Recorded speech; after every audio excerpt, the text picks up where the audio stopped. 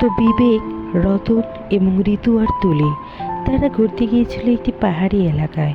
তারা সেখান থেকে বাড়ি ফেরার পথে তাদের গাড়িটি খারাপ হয়ে যায়।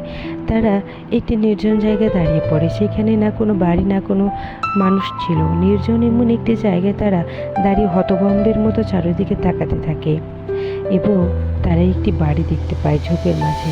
বাড়িটি নির্জন এবং ভাঙাচোরা। তারা সেই বাড়িটিতে বাধ্য হয়ে থাকতে গেল এবং রাতের ভেতরে তাদের সাথে বিভিন্ন রকম ঘটনা ঘটতে শুরু করলো। প্রথমে তো ভয়ানক শব্দ, নুপুরের আওয়াজ এবং কাঁচ ভাঙার শব্দ তাদের যেন সারাটা রাত ভয় এবং আতঙ্কে কাটাতে হলো।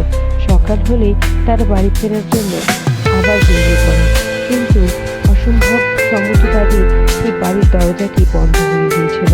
না বাইরে থেকে বন্ধ ছিল, না ভেতর থেকে বন্ধ ছিল, কিন্তু দরজাটা খুলছিল না।